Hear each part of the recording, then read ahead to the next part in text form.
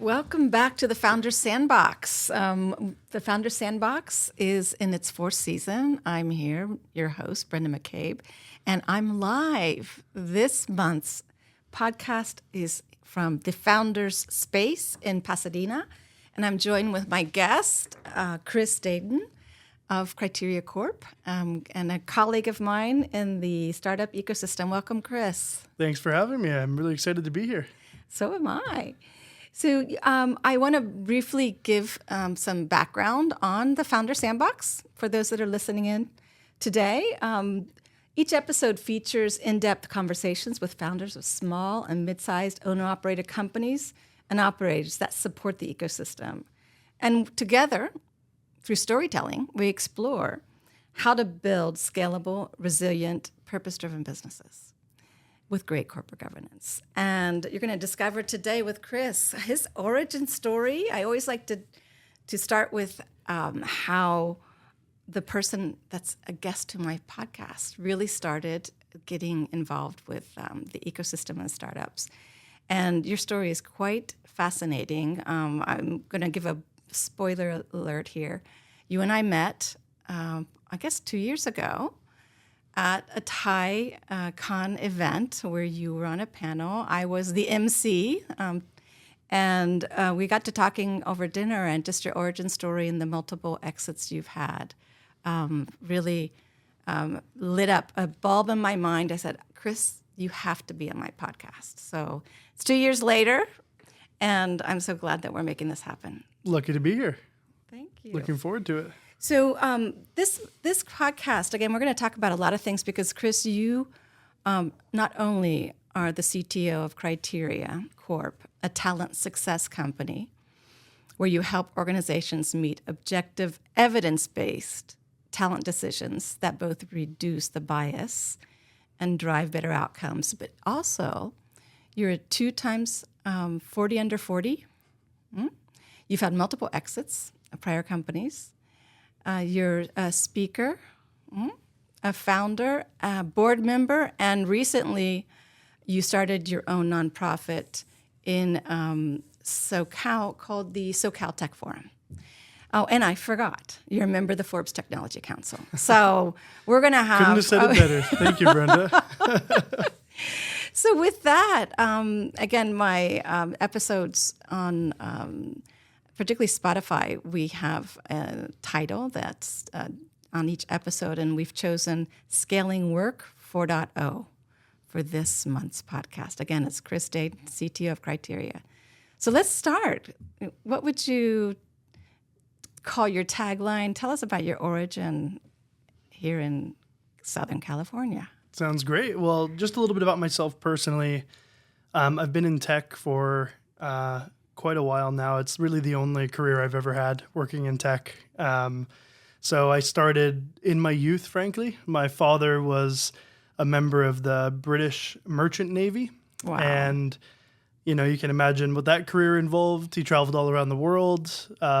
Also, of course, gave me a lot of inspiration for the global companies that I run today and the teams that I've started around the world. So although my father wasn't directly in computer science, that career of being in the merchant navy definitely shaped my global perspective. Yes. And when he stopped working in the merchant ship navy as an officer, he started developing his own software for weather routing for large merchant ships and container ships.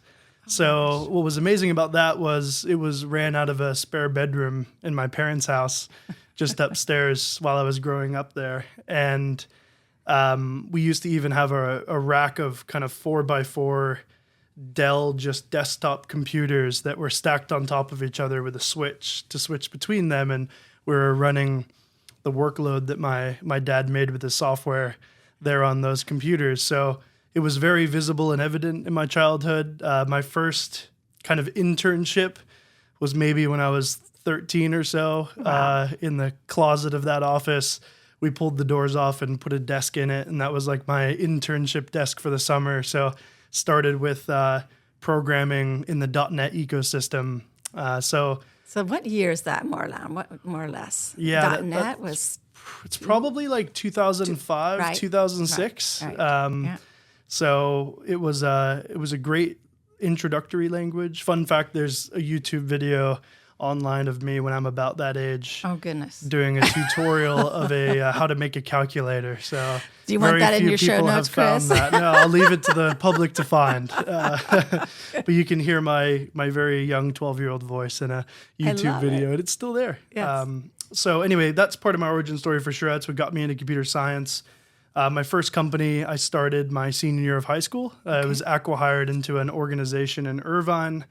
And then I got to join what I would call kind of a real company at that time, one that had engineers around the globe working on solving problems in SaaS for organizations of all kinds. So that's kind of where I kickstarted my career, spending the next maybe 8 to 10 years in Orange County, building companies. And now I find myself as the CTO of Criteria, which of course I'm not a founder of, but the energy that I like to bring to the team and the passion I have for what the next era of work has to offer, gives me that founder-like energy. Yes. So how long have you been with Criteria? Were you the first CTO? Were you an acqui-hire? Tell us a little bit about that. Yeah, great question. So Criteria has a great history, almost 20 years of science and just developing a great core platform that's been used by thousands of customers around the world. I've been there as CTO for the last 3.5 years. Okay. So when I joined, it was right after acquisition of a couple companies in Australia that were great additions to our product portfolio. And, one of my roles right away after joining was to help integrate those teams, finish retiring some of the technical debt that comes with acquisitions. And really just all the excitement around building for the next chapter of Criteria and making sure that I can contribute in my many ways to our success. So back to that tagline that due to your father's origins in the Navy, you have a wide global perspective. Tell me about those teams that you had in India before Criteria. Yeah. So, Yeah, look, I started doing business in India a little over 10 years ago. I was just reflecting on that. Last week, I had the luxury of visiting my team again. We also just created a new team for Criteria, so I was able to go visit them. We all got together for the first time. It was a lot of fun. But about 10 years ago, I started in a city named Indore, and that's in the state Madhya Pradesh. And when I started, it was a tier 3 city. And, I really stumbled across who is now my general manager for my last company. I stumbled across meeting him through like a development agency, and we really hit it off. And, at the time I was 18 years old and, was willing to take some risk, I guess, because I wanted to work with an engineer and had to build my product and company. And you know what it's like being a scrappy founder. That's and right. I just rolled the dice and said, sure, like, why don't you come work for me full time? Let's find your friends as well, and let's start a company together. And his name is Vikram. And to this day, he's still the general manager of my last company in automotive SaaS that I had recently exited in like 2021 timeframe. He's still operating that team. Company's going great. Okay. So that's been a lot of fun to see that success. But yeah, over a period of 10 years, it's become from a tier 3 to a tier 2 city. So things like basic infrastructure have been developed. So just so much fun and so much reflection there. I'm lucky to have, that's Criteria's new team is now my 4th India venture. So this is my 4th generation. Oh my goodness. So scaling work 4.0. So let's go back to Criteria. We, again, over dinner a couple years ago, you started talking about how the science of finding talent is really the bedrock of Criteria. And you've been there 3.5 years.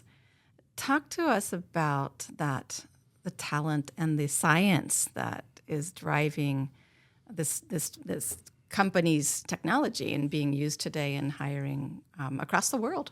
Yeah, I think hiring is one of those things that we don't always teach hiring managers or people in organizations. I think we were laughing about that. Yeah. If you're, say, a great senior software engineer and you've been coding for 15 years or something, I think it's assumed that when you get promoted into, say, an engineering manager role, you're now going to be a great hiring manager. And I think hiring science is something that is often underappreciated in organizations, particularly startups and mid-market companies who may not have the resources, right? Because to be good at hiring science, you're scrappy. you also have to invest resources in it, right? So really, you don't see most really advanced hiring science or like, psychology teams being involved in hiring until the enterprise level. So for Criteria, we're all about using technology to harness as many what we call talent signals as possible. So we have an assortment of assessment tests that can measure things like your cognitive ability, your adaptiveness, your personality fit to a job role. And we do that in rigorous and scientific ways. I think there are probably more ways to do hiring wrong than to do it correctly.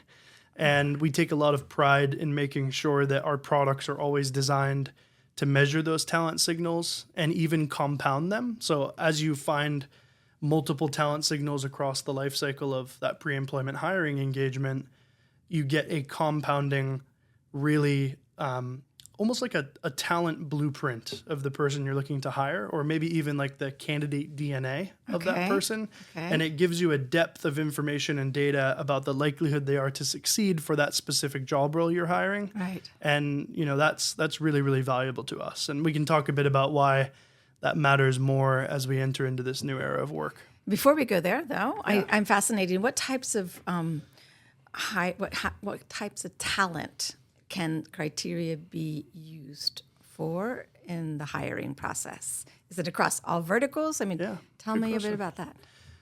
Criteria is a pretty diverse company. So with 4,000 customers around the world, we are really present in maybe 20 different verticals. So that makes us pretty broad in who can use us for hiring. So, we joke around anything from, hiring for truck drivers all the way to rocket scientists. Like there's customers across the whole spectrum in engineering, venture capital, executive management, truck drivers for companies, frontline workers, all the way up to rocket scientists at companies. So, all right.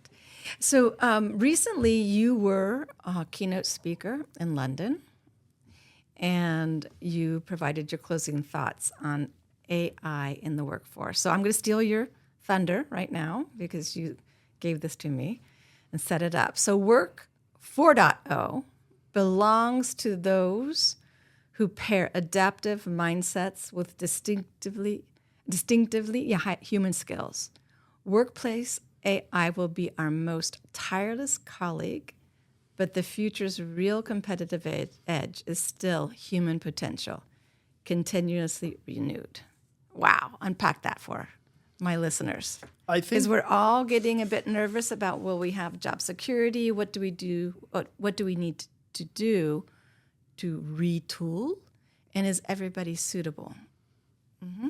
Yeah, I think what's kind of amazing is you look at some reports from the World Economic Forum or other entities, and they're saying things like by 2030, 39% of skills related to kind of the current candidate applying in the workforce will be obsolete. Wow, that's a lot. That's a lot. It's almost half, right? Yes. And what's amazing about that is then what are we hiring for, right? Because the last few decades of us hiring has been so focused on how many years of experience did you have, what degrees do you hold? And it doesn't mean, for many people who, right, college is the best fit, getting a degree is the best fit for many people. But I think what it highlights is there's more to being workforce ready than only getting these static credentials. And for people like me, I've dropped out of college twice. And both times I had some transactional event with one of my businesses. And that was obviously the right choice for me, right? And I've reflected on that, and I feel good about where I'm at and where I came from. But I think workforce readiness these days is going to continue to index on the more dynamic talent signals and the more dynamic credentials we have as opposed to static credentials. So what that means is my ability to think on my feet, critical thinking, adaptive reasoning, Those are all things that we kind of measure, if at all, we measure them kind of secondarily in our current process. And these other core talents like digital fluency, AI literacy, self-leadership, resilience, those are all things that are more of these dynamic credentials that we need to make sure we measure really, really well. Because the reality is, with the advent of AI in the workplace, hard skills are more immediately attainable. And what I mean by that is maybe if I'm hiring for an accountant role, I care more about, is that accountant a strategic thinker? Do they understand the tax code to the right depth? Do they understand the strategy for valuation of the business? And then, of course, they have to click some buttons in QuickBooks or NetSuite or other systems. But I think AI is going to augment the hard skills of our workforce, and that's going to make us more index on the softer skills, emotional intelligence, the adaptability, right? Those dynamic credentials, as opposed to how many years have you been clicking buttons in QuickBooks? Right, and it will require, I guess, more critical thinking, right? True. Right, because you will be, your day-to-day job will be augmented by AI, leaving you time to upskill or to make those critical decisions, maybe more, avenues of strategic development in the company. Again, that's right.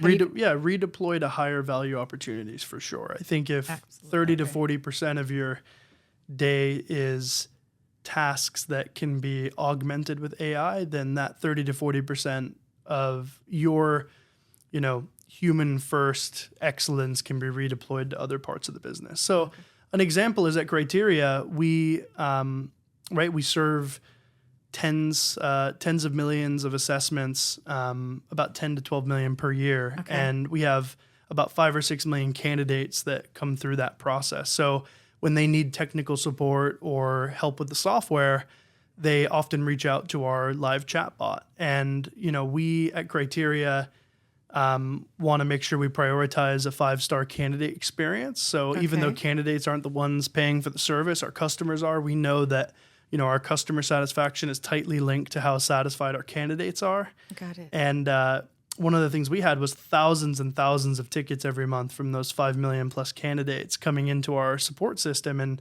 what we were able to do was augment our support staff with AI chatbots that are trained on deep knowledge bases of criteria and past candidate issues and technical troubleshooting. Wow. And we were able to achieve about a 94% candidate ticket deflection, which is really, really massive. And it didn't mean that we, laid off half of our support team or something. It means that, those support team members moved into other high value roles in the organization, or were able to now redirect their energy to making long-lasting materials like help docs and guides that can then further retrain the AI to make that even better. So that's just an example of augmentation of skill and then redeploying that human excellence to another part of the business to help you grow.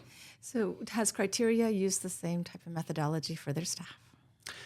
For our staff, every single person at Criteria goes through our assessment products, of course. We drink our own champagne. Excellent. And I had to ask that I'm a little biased, but I think I didn't know about the category before joining Criteria. And again, with my origin story, I've hired hundreds of people around the world. And I will never run another team without using a Criteria talent success platform to hire those people. So I'm a firm believer, and because I didn't know about it before, and now I'm using it, it's a big gap in my knowledge. So I would say most of our market potential for Criteria doesn't actually know that these tools exist.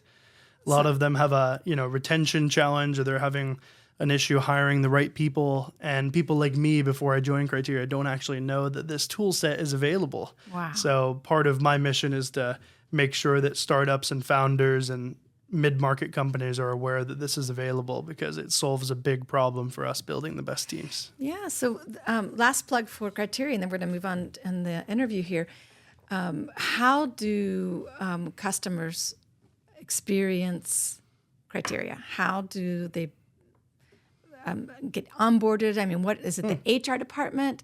Where's the origin? Yeah, really great. So we call ourselves a talent success platform because we help people pre-hire with our assessments and video interviewing products. Okay. And that's normally the HR talent acquisition leader. Okay. So someone who's in charge of recruitment for a company or essentially all the pre-employment functions. And then because we have this rich data set that comes from those pre-employment activities, we have a post-hire product that we call Develop by Criteria. And Develop is designed to use all of that psychometric data, weekly check-ins with your employees, frameworks for behavior to help grow those team members after they're hired using all of that data and science. So a lot of our customers experience criteria on the pre-employment side and then continue to follow through on the post-employment side with our Develop product. Wow. Is there patent protection with all of the science that you have developed over the years? I think there's obviously copyright of our assessment tests. I think patents and software are inherently tricky, Yes. and but we feel really good about the protection of our IP. Excellent. So let's switch gears. I met you at the TiCon. You haven't been our keynote speaker yet, but you have moderated panels. And I've seen you in other events. Tell us about what do you enjoy? What do you like to talk about when you're a keynote speaker? Mm-hmm. For me, it's just such an honor to share my learnings as an entrepreneur, as an executive with the world. Yep. I still am in this phase where when I give a keynote or moderate a panel, it doesn't really feel like a real thing. It just feels like another discussion for me. Mm-hmm. That's just kind of my style.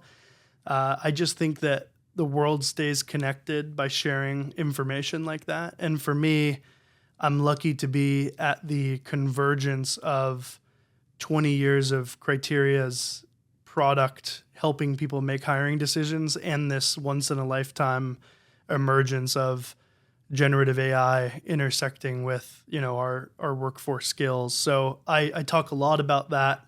Of course, I'm building my own teams to build the Criteria software and platform. So I'm also thinking about what is next for my team. How do I upskill and enable? Right. And then, of course, I'm talking to our thousands of customers on a regular basis, trying to make sure that we are leaders in the industry. So those are areas I really love talking about. I'm an engineer at heart as well, so I tend to be quite good at bridging kind of the commercial and business side with like core engineering. Mm-hmm. So I have a deep background in AI and ML, even more traditionally prior to the generative AI boom, and now even more so post-generative AI boom. We're applying generative AI in ways that we are on the frontier, fine-tuning models for our really predictive models at Criteria. So those are all areas I love to talk about, and it's really an honor to be able to share that with people, no matter the forum. Well, maybe there'll be a podcast, episode 2 with Chris on this. What about, you love to share. I don't know where you find the time. You've recently started a nonprofit, the SoCal Tech Forum. So share with my audience the types of activities, where's the venue, who is gathered, and what made you start a nonprofit, right? Yeah, it's a great question. I didn't know I would be starting a nonprofit either, but that tends to be how these things go. It's been just a journey. We started off as a meetup group. Okay. And my goal for the meetup group was in the Inland Empire, specifically here in Southern California, we don't have many tech meetups. Right. I'm, of course, networked well in Orange County and Los Angeles. And I think that particularly with these technologies that are in our day-to-day life, it's very important that we build community around information and knowledge sharing so we can all learn and get up to speed on AI. A lot of business owners are going through transitions with their workforce, with their team that just were never really imagined. So for us, we started this meetup group in the Inland Empire because there was definitely a market gap in getting together. I started off paying for and hosting the events, breakfast, etc. And we had so much good interest. We had sponsors that decided to volunteer to support. starting with a company called Clatch Coffee in Rancho Cucamonga, who has a deep history of roasting coffee and brewing technology in Rancho. You can contact me on LinkedIn. So linkedin.com/in/Chris Daden, all one word. And you can learn more about me as a speaker or CTO of Criteria at chrisdaden.com. Okay, excellent. We'll have that in the show notes. All right, I want to bring you back to the Founders Sandbox, all right, which is the platform and the podcast. I really get excited about this part of the podcast. I work with my clients on resiliency, scalability, and purpose-driven, right? All with great corporate governance. I always like to ask my guests what the meaning of each of those three words has for them. And each of my guests has a different interpretation. And it's just a lot of fun to listen to resiliency. What's resiliency for you, Chris? I think it's appropriate that I answer that in light of kind of Work 4.0. Yes. So for me, when it comes to resiliency in Work 4.0, it's about the art of constantly reinventing yourself, but in faster cycles. Wow. And I think what's really important to everyone is that in Work 4.0, hard skills can become obsolete quicker than before. And that reinvention is critical to really being resilient in this new market. Wow. How about scalable? You've scaled a couple companies. You've been an acqui-hire. What does scalable mean to you, Chris? In Work 4.0, scalable will mean adequately augmenting the talent you have in humans in your organization with the ability to harness the true power of AI, and to do that without losing culture or trust. So I think many organizations think of the first half of that.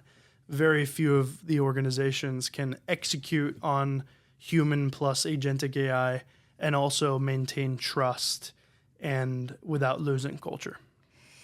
Have you seen any best practices? This is a little bit off script in terms of companies that have or are scaling, right? Because this is just scaling really quickly in the last year or so. Sure. And are there any best practices out there in building that trust?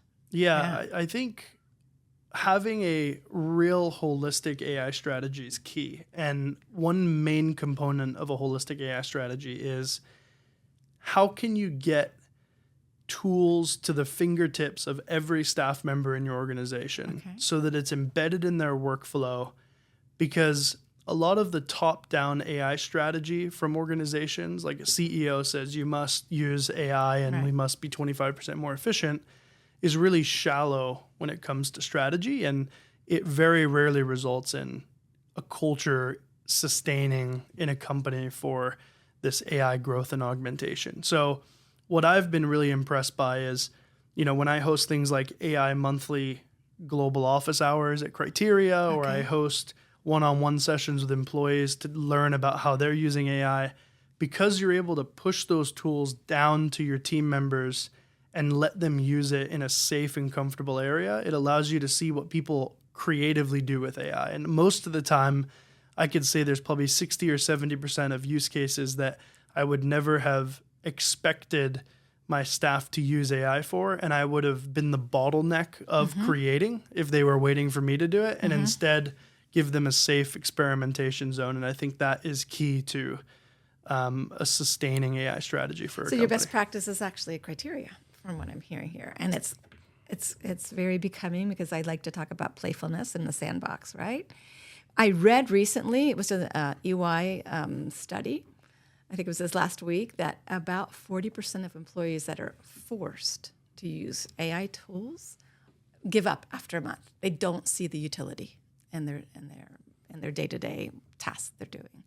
So there is something to what you just said, building trust, but building it from the bottom up. Yeah, right? I resonate with that for sure. And I think the only way people break that barrier is by seeing their colleagues successful with it.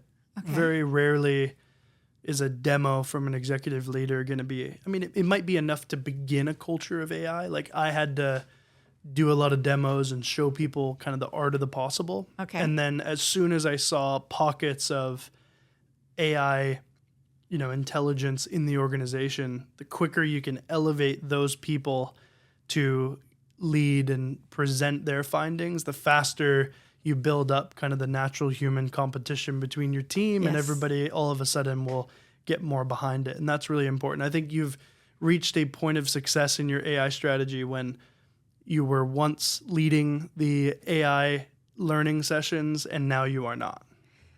How cool is that? You heard it here in the Founder Sandbox. All right, purpose-driven. What's a purpose-driven enterprise for you? I think that this is timely based on our discussion just now, where organizations need to harness AI at the right times. I think purpose for Criteria, for example, means how do we measure talent signals that are, able to give us the best candidate blueprint or the best candidate DNA possible. And for us, every single day, regardless of the technology, what fuels us is having that purpose-driven statement of collecting talent signals around the world for any team. And you really do get lost in that sometimes, for good and for worse, when you're just trying to collect as many talent signals as you can. And being purpose-driven means, always doing the right thing when it comes to that mission statement that you've set.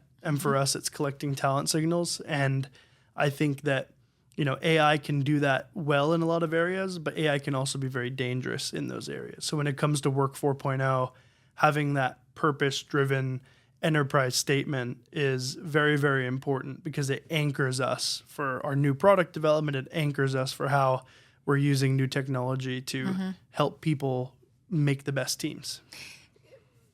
Going back to that, so to build the trust, and we might clip this out,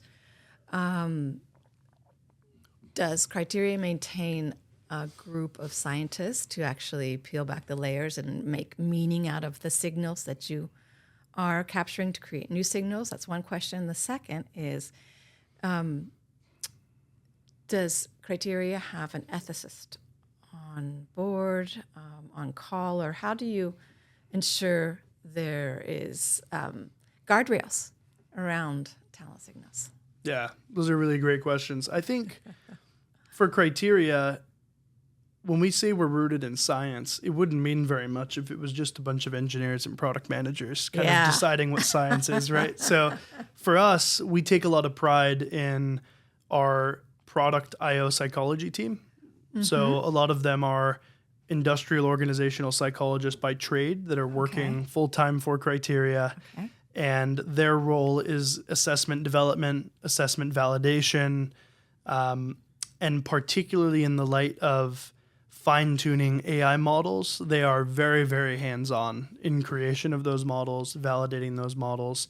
There's a lot of legislation we have to comply with, not only the normal data privacy stuff like GDPR and CCPA, but also industry-specific laws like the New York bias laws and others that help protect candidates as they are applying for roles. So that is very, very near and dear to our heart. And also we conduct adverse impact studies and we do case studies with customers to make sure that the product is behaving the way that they intend it to behave. So, we've got norms for all of our assessments and we adjust those norms based on massive populations of data. So all of that is how we ensure scientific signal. Fantastic. This is amazing. Last question. Did you have fun in the Founder Sandbox today, Chris? I had a lot of fun in the Founder Sandbox. Really a pleasure. Thank you for having me. Thank you, Chris. So to my listeners, if you like this episode with the CTO of Criteria, Chris Daden, sign up for the monthly release for more podcasts where I have business owners, professional service providers, and corporate board directors who are all working to build with strong governance, resilient, scalable, and purpose-driven companies. Thank you. Signing off.